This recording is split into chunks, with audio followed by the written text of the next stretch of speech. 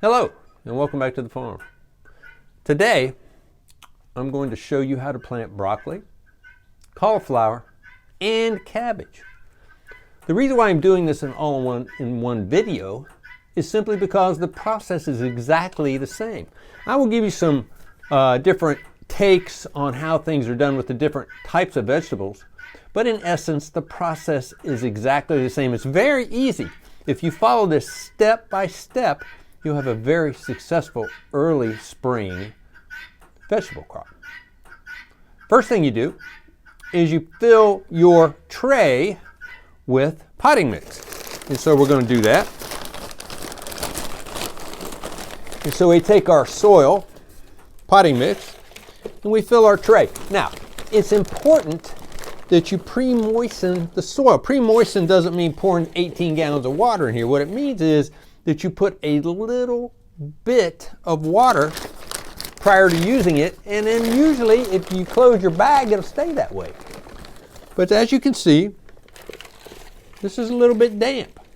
Also, with these you're going to find little bits of rock and stuff. Now this is Miracle-Gro potting soil, but I mean you can use anything you want.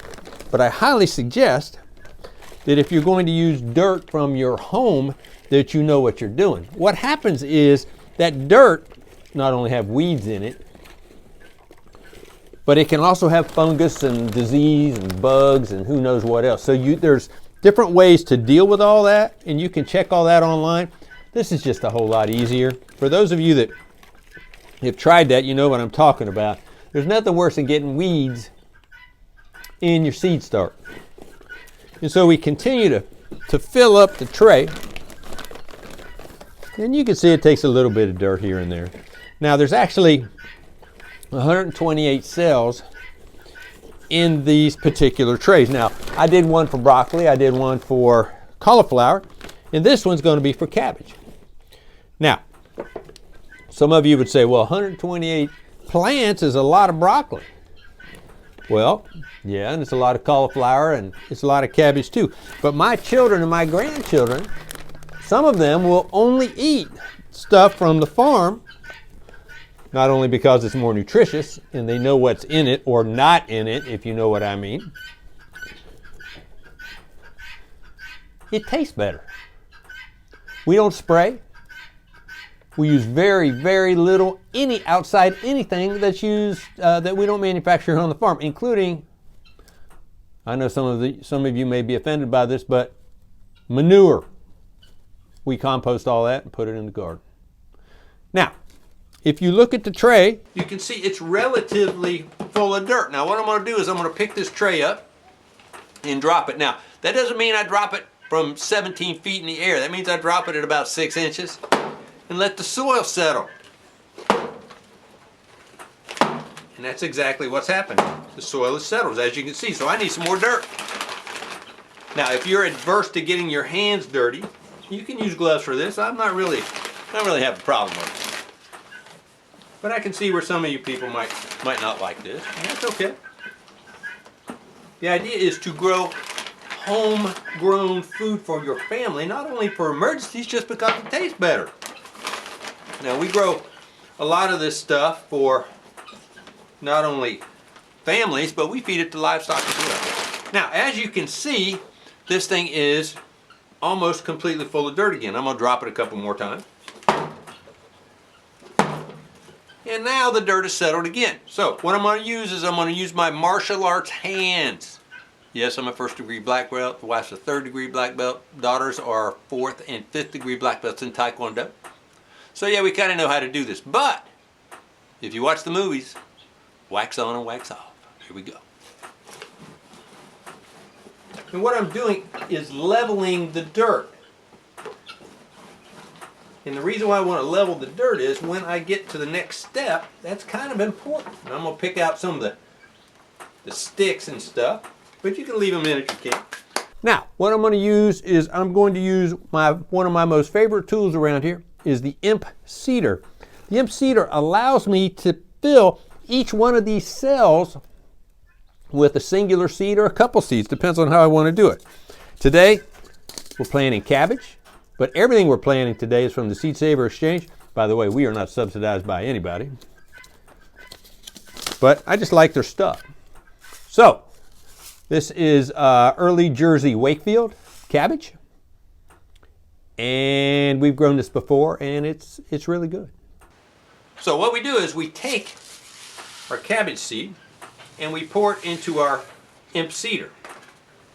Let me set our package aside here.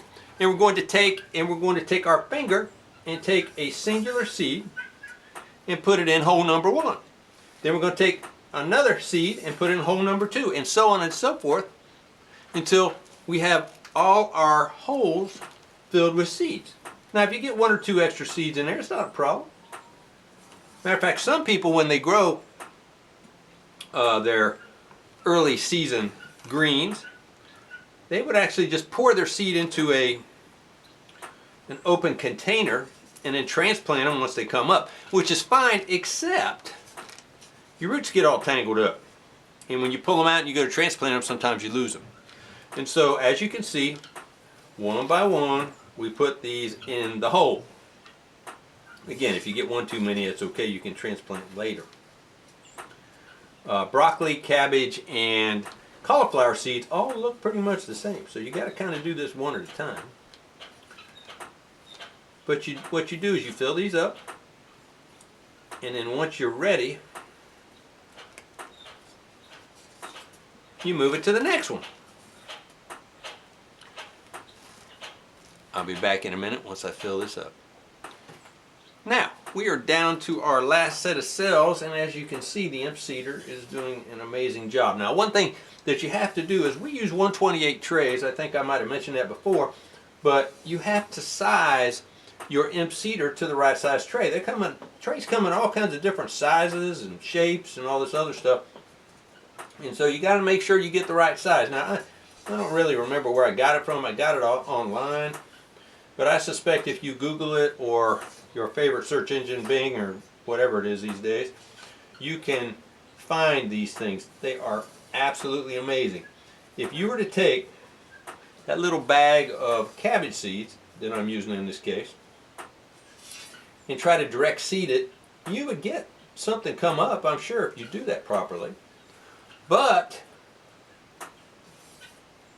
it would be kind of a mess. And normally what happens is you get a half germination, a third germination, whatever, and you certainly don't want that. And so by doing it with the imp seeder, and the other way is I'm about to show you, you're going to get probably 100% germination.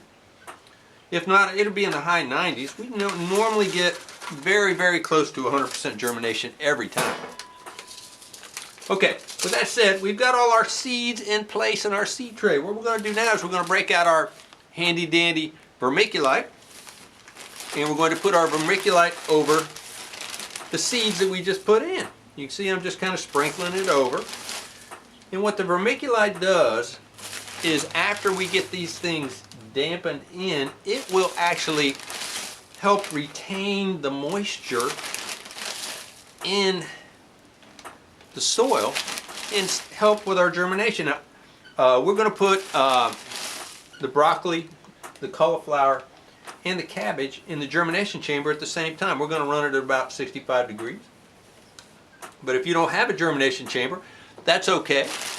What you do is you get you a heat mat and just make sure that you maintain a relatively consistent temperature in your soil and keep it damp. And in order to keep it damp, this vermiculite is absolutely essential. So now what I'm going to do is I'm going to take my mixture out with the soil and the vermiculite and the seeds, and I'm going to put some water in the tray. And so I'm fill up my tray. I say that, I probably do only halfway. And what this will do is this will wick up from the bottom.